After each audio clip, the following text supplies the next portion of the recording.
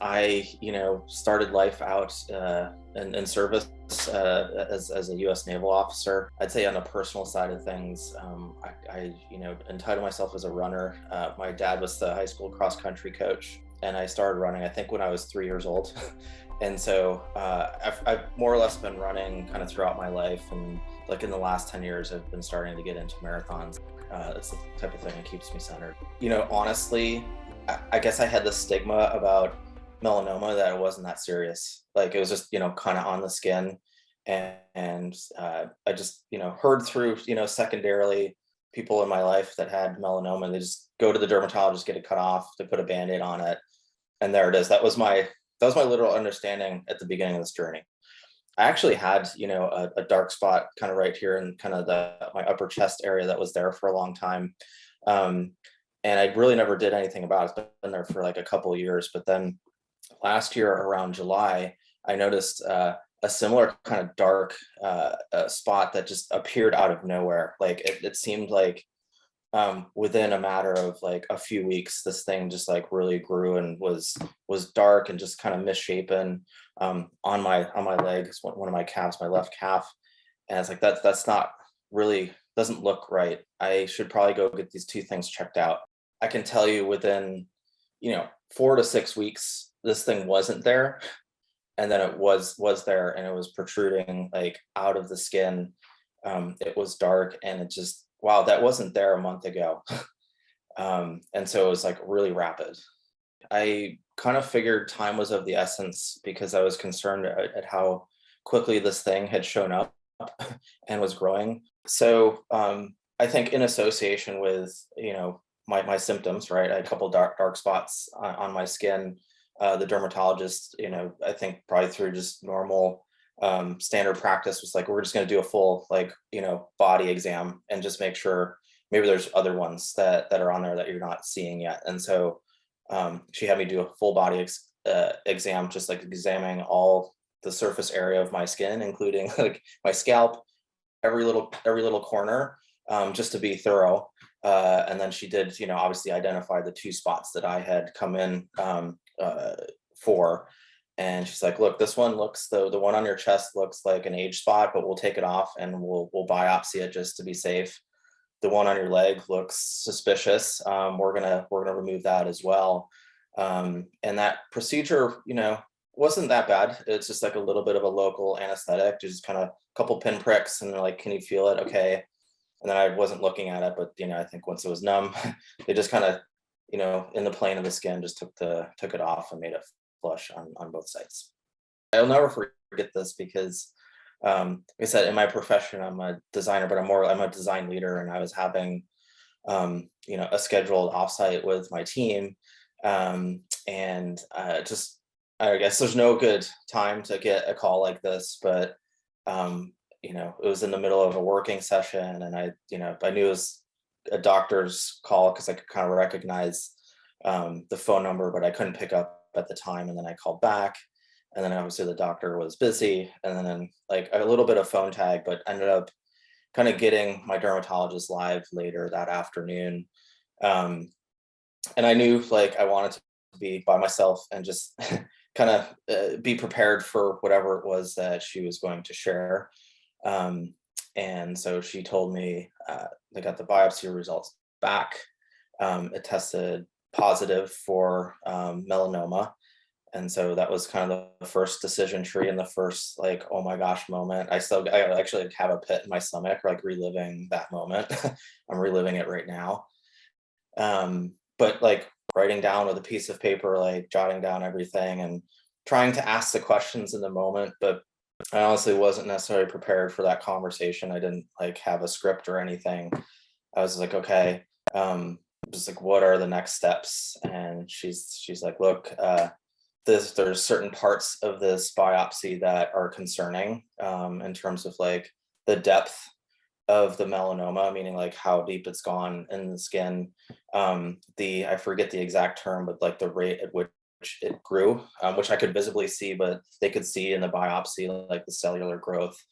And there were a couple of things that were really good about it, like it wasn't ulcerated, meaning it wasn't exposed, and like that would have been a bad factor. And so it's kind of like some good news, some bad news about it, which is like at the end of the day, this is concerning enough where we need to, I'm recommending that you go talk to a surgeon to go to the next stage, which is going to involve some surgery around that site, as well as like another test of your lymph system. And so more or less I jotted that down and kind of took a pause, and I didn't really have time to deal with it in the moment because I needed to be social with my team. And so I kind of had 24 hours to just put it aside for a second before I could deal with it. It's pretty cut and dried, no pun intended there, in terms of, yes, if there's cancer on the skin, if it's, has these types of indicators, a wide excision surgery is, definitely recommended. The lymph node biopsy is standard procedure. So this is all kind of pretty standard action. We have two components here. One is that shave biopsy. What we're going to have to do is take a larger portion of the area around that site out to make sure that all the cancer is removed from that area. It's going to be pretty big, and just setting the expectation of what that's going to be like afterwards and like the healing process and all that. And then part two was what they call a sentinel node biopsy, which is basically the whatever lymph node cluster that's closest to the melanoma site. What they're going to do is test that, and they're going to be a little bit smart about it. They're going to use some radioactive material that they inject in the original melanoma site the day before, and then the surgery day they also apply a dye into that area, so they have a visual and radioactive identification of which particular lymph node would be the most likely place where cancer would have traveled to and metastasized. And then the other part of recovery was I needed to go also talk to a plastic surgeon after this to talk about how they were going to repair my wound site, because on the leg it's different like skin, and therefore they can't like kind of mold it together. Like they needed to do a skin graft, and so the plastic surgeon needed to explain what my options were in terms of skin graft as part of recovery. The surgery lasted a ballpark around 2.5, 3 hours. This is my first surgery ever in my life, and so there was like a lot of firsts here. So I was kind of freaking out about the actual surgery itself, and I don't know. I guess it's just the unknown. I think it's probably pretty natural for human beings to, be afraid of like being put under, and I don't know. You just get all these, notions about like, will I wake up? Like all these things, even though it was a relatively straightforward surgery as surgeries go. If you've spoken to anybody that's gone through surgery, like you're on the table and then you're talking and then you wake up, and that's pretty much what it was. The anesthesiologist was asking me about this and that, and then I remember just waking up outside and my girlfriend was there.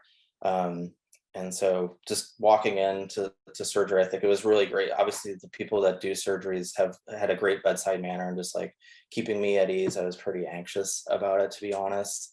The worst part of the day was just getting your IV set up for the anesthesiologist to do the anesthesia. The rest of it was a cakewalk in terms of just like any pain. There was no pain or anything along those lines.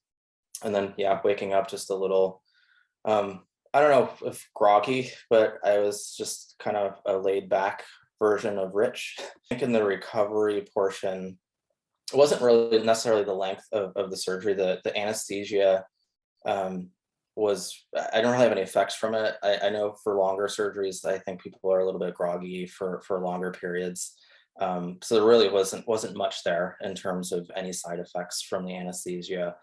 And then like the next 24 hours they gave, I don't even remember what drugs painkillers they prescribed to me. But I'm afraid of painkillers. So I was actually able to successfully avoid all painkillers after surgery. So that's the good news. Even though there's, a good portion of my leg that was taken out, and I had a skin graft and a surgery site to access my lymph nodes, it was pain-free post-surgery, just a little inconvenient funny enough, what they put over that skin graft, you can shower, like it's kind of sealed up, so that's not a problem. But I had where my original melanoma site, a pretty sizable, deep um, surgery site that they had to basically kind of stuff with antibiotics. Like it almost looks like a garlic clove that they just kind of put in there, and it's all just like antibiotics, and they needed to kind of leave it there for a number of days. And so I couldn't shower with that, so I kind of had to like half shower my body with that leg out out of the shower, just so I could kind of at least clean my upper body like once or twice before I went back in. I think that was like 4 days later to get the bandages taken off and all that stuff. Where they took the skin graft, if you've ever had like a road rash, that's kind of what it feels like. And so it would scab over like that and self heal. Didn't look really great for a few weeks, but it was healed enough where the body like wouldn't have infection. And then my surgery site here 7 months later is still it's still healing. I'll always have that scar, but it was a couple of weeks before like I could really kind of take off all the bandages and expose that area to the air. This was probably like the most tumultuous part of my journey, I think, because now I knew because I had researched and been, obviously talking with my sister for counsel, knowing the importance of this biopsy report, right? If it was negative, my cancer journey was done. I would have been left at stage 1, which has that 99%, and there's no treatment required. Like it was just localized. We've exhumed the local area. All would be well. I'm done, and just like recover my wounds. If it was positive, then that puts me in at minimum a stage 3, which again, kind of going back to those survivability numbers, is a big freak out. So you're kind of building up to this very important moment in your life that could go, two very opposite directions. And so there's a lot of anxiety I felt during that time. And, the surgeon did say that the labs were backed up. I don't know if it was COVID. It probably was COVID related. I don't know if it was, lack of staff or just, a lot of other tests that were backlogged. It was like, yeah, it's going to take a little longer than normal. I can't like give you the exact time of when this is going to get back, which makes it more anxious, of course. And so it was probably a good, week and a half later, when I was called back into the surgeon's office. And through that was the moment where he had a piece of paper. I could just tell it wasn't good news. Like even everybody's wearing masks, I can read body language. And I was like, I could tell he would have a skip and a step if this was a different report. And so that was the moment where he told me I had a small tumor on the lymph node, and that was going to set me on my next path in the journey.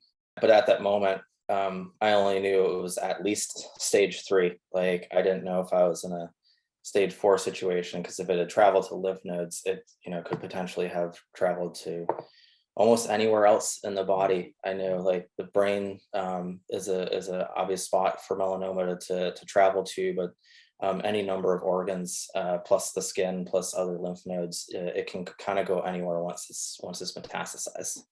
So I met with my oncologist, and we went through kind of all of those questions. In the meantime, my sister was able to, through her network, set up an appointment with one of the best melanoma experts here on the West Coast. It happened to be up in San Francisco, which is about an hour and a half drive for me.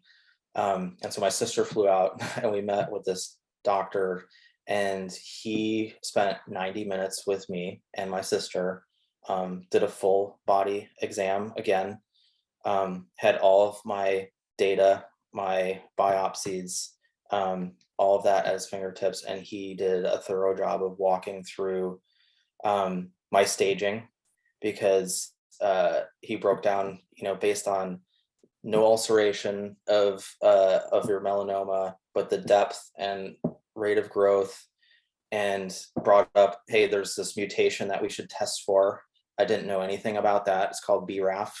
Um, Really important to understand that. And I still don't know everything. I'm not the expert, but for melanoma, it can be caused by sun damage, or it can be caused by cell mutation.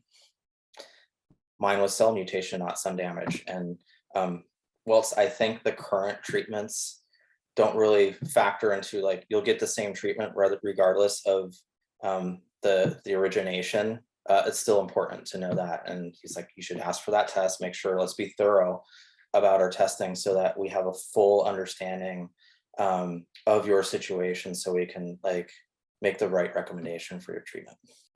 I have stage 3B melanoma, and I am here for my fifth infusion. Even before going into this, and where like clinical trials even became a possibility, I had this misconception that clinical trials were either you get randomized into like a placebo, which is like no treatment, or you get like the miracle medicine, and it's there's like that's what it is. And I don't know. I feel embarrassed to say it, but I think I'm not alone, and I think it's really important.